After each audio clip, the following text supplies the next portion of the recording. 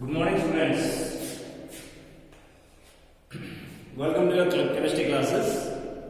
बच्चों, आज हम आपका एक छोटा टॉपिक बच रहा है, स्टीचियोमेट्री ऑफ केमिकल रिएक्शंस। देखिए, आप लोगों ने न्यूमेरिकल तो कर ली होगी, इसमें molecular mass, empirical formula mass या फिर normality, molarity, different kinds of numerical you can do it.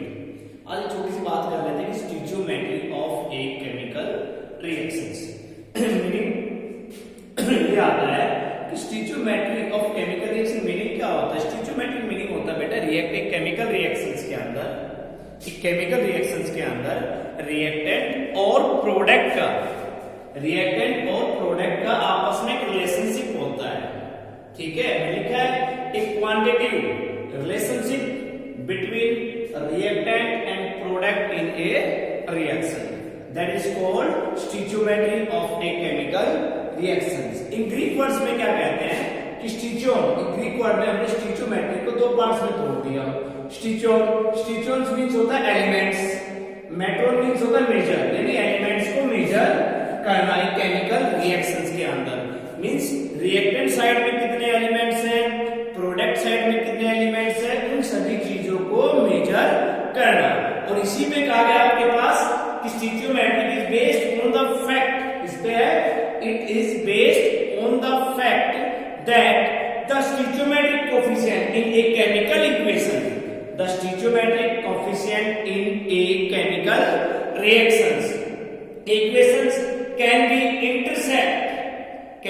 interpreted as the number of moles of the substance। इसमें होता है coefficient number of moles of the substance, means substance कौन से, reactant और product. Substance कौन से, reactant और product. For example लेके देख लेते हैं कि कोएफिशिएंट कौन से हमारे पास। हमने लिए बेटा N2 गैस, N2 और किसके साथ मिलाया, हाइड्रोजन गैस। तो दोनों को मिलाते हो तो आपके पास क्या बनता है, 2 मोल ऑफ NH3। क्या बनता है हमारे पास, 2 मोल ऑफ NH3।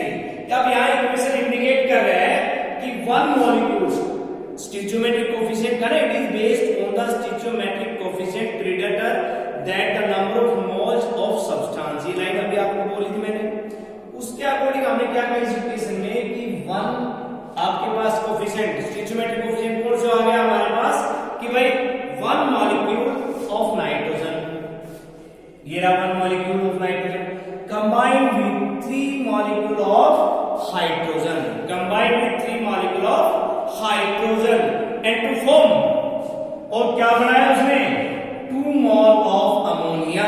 क्या बनाया उसने, 2 mole of ammonia. That is clear कि 1 mole of nitrogen sorry combined with 3 molecule of hydrogen and 2 molecules of ammonia. ऐसे हमने क्या किया, मल्टीप्लाई हम इसको किसमें, आपने बोला था ना कि कोएफिशिएंट में number of moles of substance, और 1 मोल किसके बराबर होता है बेटा, आपको पता है 6.022 10 to the power 23 होता है। क्लियर है ये हमारे पास। अब हम इनको मल्टीप्लाई करते हैं,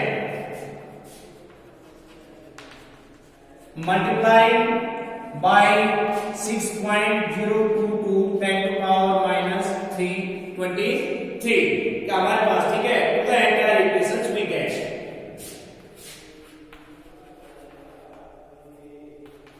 एंटायर इक्वेशन वी गेट, हमें क्या प्राप्त होता है भाई, कितने भाई, यहां कितना है, 1 मॉलिक्यूल है, 1 into 6.22 10 to the power 23 लिख दिया। यहां कितने हैं, 3 into 622 10 to the power 23।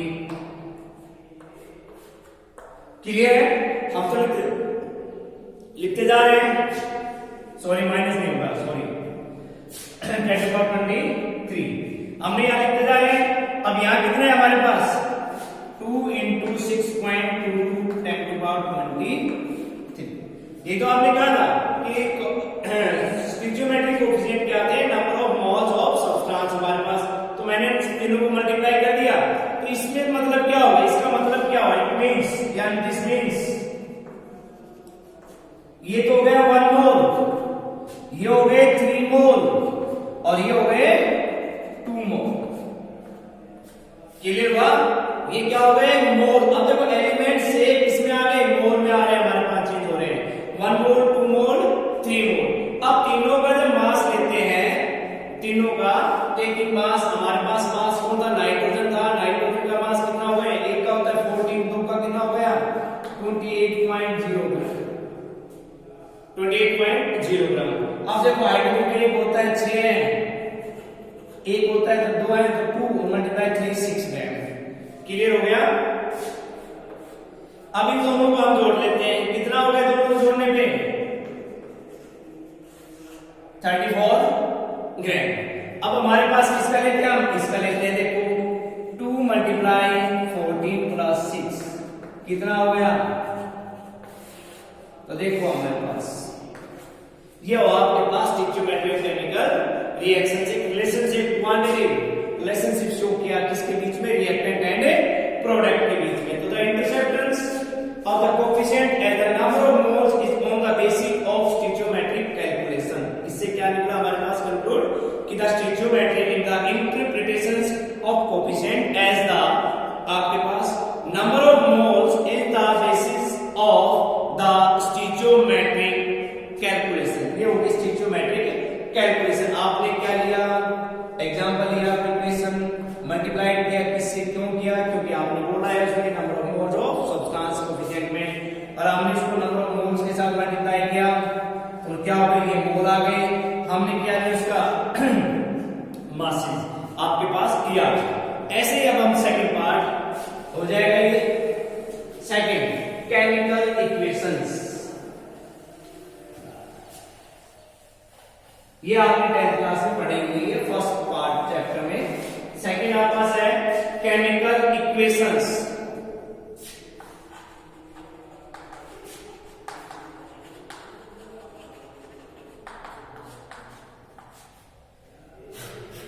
Chemical equations क्या होते हैं हमारे पास? कि एक रिएक्शंस होती है, केमिकल रिएक्शंस। इसको आप केमिकल रिएक्शन भी कह सकते हो।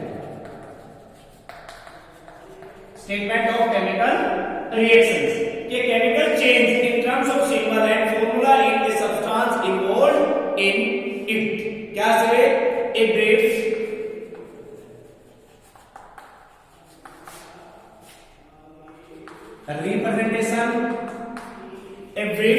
representations of a chemical change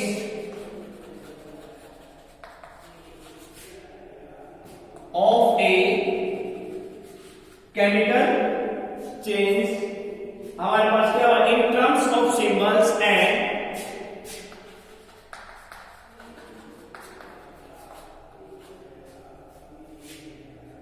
in terms of symbol and formula, जो आपके पास है formula of a substance involved in it, formula of a substance involved in it। क्या है रिप्रेजेंटेटिव केमिकल इक्वेशन? क्या होती है बेटा? Statement of a chemical reactions कह सकते हो। A brief representation of a chemical change in terms of symbol, symbol में लिखे जाएंगे, फिर फॉर्मूला दिया जाएगा उसके सब्सटेंस का जो उसके अंदर इंक्लूड होता है, वो होता है केमिकल चेंज। फॉर एग्जांपल लेते हैं हम AgNO3 plus NaCl, silver nitrate react with sodium chloride into formation of AgCl NaNO3। ये क्या हो गए? प्रोडक्ट। ये क्या हो गए? रिएक्टेंट। ये तो आपने रिएक्शन पढ़ी भी थी। इन केस ऑफ इसमें law of conservation of mass, when in all physical or chemical changes the mass of the reactant is equal to mass of the product। तो केमिकल इक्वेशन में क्या काम है कि केमिकल से केमिकल चेंज होता है इन टर्म्स ऑफ सिंबल। सभी का सिंबल लिख रखा है, सिंबल इक्वेशन है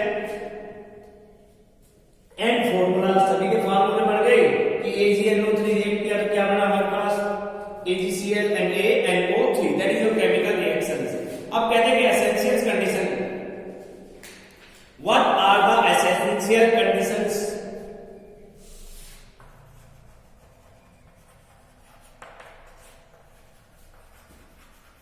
essential conditions of a chemical equation.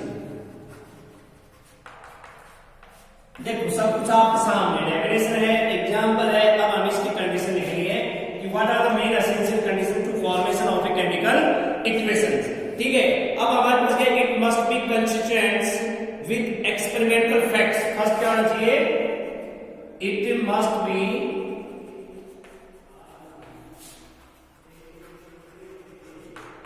consistent, it must be consistent with the experimental facts.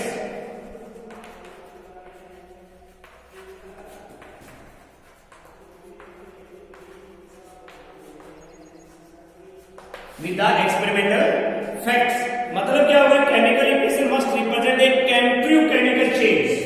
इसका मतलब क्या हुआ हमारे पास कि chemical equations must be change के ट्रू एक्सप्रेशन होता है किसका, केमिकल चेंज का।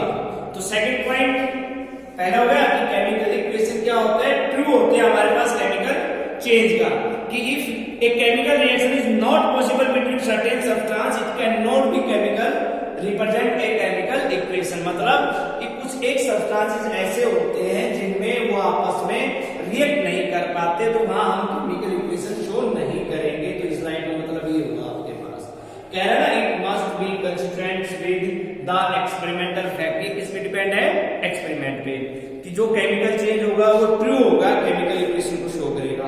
कुछ सब्सटेंस ऐसे होते हैं जो रिएक्ट नहीं कर पाते आपस में, तो इसका मतलब they do not show any chemical equations. ठीक है, सेकंड कह रहा है इट शुड बी बैलेंस्ड। तो क्या होना चाहिए भाई आपके पास, बैलेंस।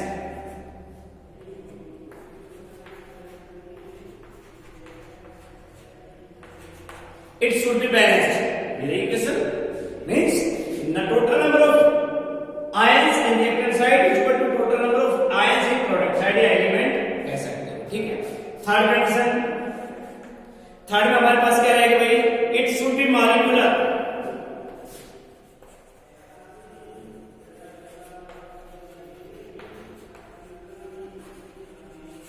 भाई ये तो आप पढ़ चुके हो, सारे के सारे क्या कंपाउंड बना रहे हैं, एक फॉर्मूला दिखा रहे हैं आपके पास सब्सटेंस का, तो वो आपके पास क्या है, ये क्या है हमारे पास, मॉलिक्यूलर फॉर्म, यानी दो सब्सटेंस आपस में मिल जाए। तो that is your today's article.